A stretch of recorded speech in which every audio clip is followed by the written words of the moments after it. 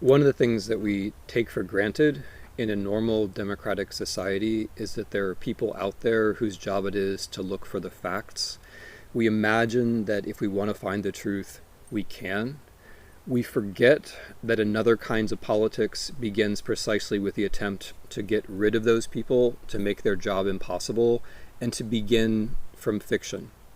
In the history of fascism and in the history of National Socialism, there's the explicit attempt to clear the whole horizon of factuality and to start somewhere else, to start with myths about the unity of the nation, myths about the unity between the leader and his people. The creators of this, the fascists, know that it is fiction. They begin politics from fiction. And so having the truth around, having producers of factuality around, is not something that one can take for granted. When people begin to attack them and their job, that's a sign that we're on the way to a completely different kind of politics. The first thing to understand about Mr. Trump is that he does inhabit a completely different mental world, and he inhabits it naturally, and he inhabits it very gracefully. He lives in a world of fiction. Mr. Trump is not a traditional person who has made a career where he's had to deal with life around him. He's never actually been that successful in grappling with any particular element of reality. Where he has been successful is as a character on television. He's never been a successful businessman, but he has played a successful businessman on television. He understands not the rules of reality, but the rules of fiction. So for him, there's no such thing as lying, because there's no such thing as the truth. We're all just in this story together. So the ways in which he's able to bring us into the world are, first of all, just by saying all the time things that aren't true. A typical politician will lie now and then, but a typical politician will also recognize the principle that there is truth, and so when caught in a lie, might apologize.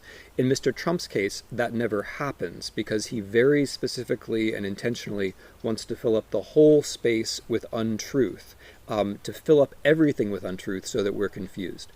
The second stage is, once we get there, once he changes the office of the presidency so that it's no longer about talking about the world, but instead about creating a story, then he says, distrust everyone else. There's nothing that's really true. It's just my opinion and your opinion. And since I'm the president and I have media behind me, in the end of the day, it's going to be my opinion that matters. Once we get to that point where everybody doubts everything and it's only the person who has the most media or the biggest Twitter account who counts, at that point, it's very hard to have anything like a democracy.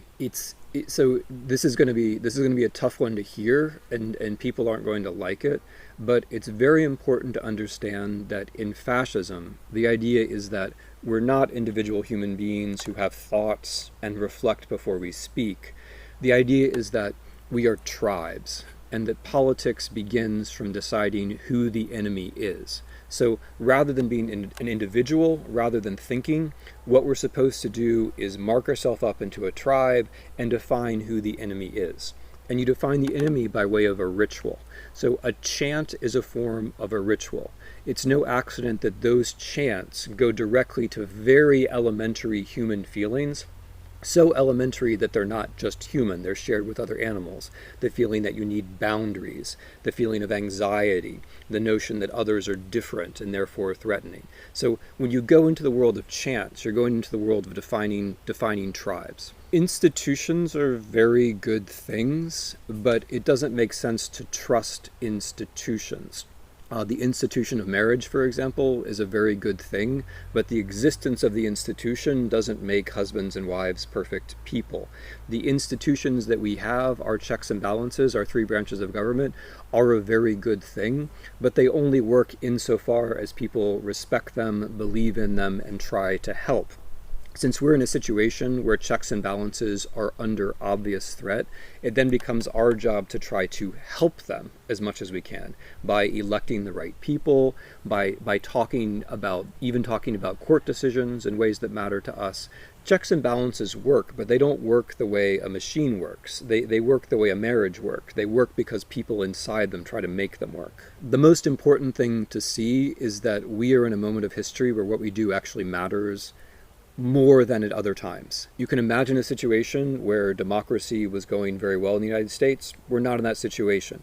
You can also imagine a situation of full-fledged authoritarianism in the United States. We're also not there. We're in a middle situation where what we do every day matters, and the most important thing to do is to accept that responsibility and to accept that power. Each of us can do a lot more than we think we can do. In this moment, the danger is we say, I'm overwhelmed by the bad news. I'm surprised they can do this. But being overwhelmed or surprised or grieved it can become a way of making an excuse not to do the thing that you can do. Each of us can do something. From my point of view, the important things are what you do is based on something that you know. What you do gets you in contact with other people, and what you do is something that you can do regularly. If we pick our spots, stay in touch with others, and keep doing those things, we do all end up making a substantial difference. Now, there are little tiny things that we might not even think of, like subscribing to a newspaper so that reporters can earn a salary, so that we have more factual material. There are little things that we can do almost by remote control. We can say, I'm going to spend less time on the internet. When I am on the internet, I'm going to support reporters who are actually reporting the facts. Those little things make a difference and are very easy for us. The crucial question is whether you recognize, aha, what I'm doing is tilting us this way rather than that way. I find the whole conversation about looking for signs a little bit worrying. If you imagine the frog in the pot, it's like the frog is in the pot, the water is boiling, and the frog says, wait a minute, somebody give me a thermometer because I'm not sure it's hot in here, or I need to know exactly how hot it is before I start doing anything. The signs are already all around us. We've already crossed the threshold into where we are tilting towards some kind of regime change, and we're never going to have precise information about just where we are. It's not a road which is clearly marked. So what I would say is that rather than looking for some kind of red line which either has or hasn't been crossed, we look at parts of the world where we know something, whether it's the press or whether it's the police, whether it's foreign affairs. We look at part of the world where we know something and we start doing something about that part of the world already. It's very important in general to see that the problems that we're having are similar to problems that other people are having. And it's very important to understand that the world is not just a place which accepts our norms. The world also has various forces and powers which wish to do us ill. The whole phenomenon of Donald Trump is an American phenomenon. He's an American. He had an American audience for his television shows. He was able to stay afloat because of the absence of certain kinds of American laws, but it's also an international phenomenon. Mr. Trump knew very well, and I was the first person, I think, to write about this, he knew very well that he was supported by the Russian political class, by Russian media, and by Russian money. Knowing all of that, over the course of 2016, he shielded his Russian supporters, he denied that they were supporting him, and he also called on them to give him more help. When I wrote On Tyranny in 2016, that was all already known.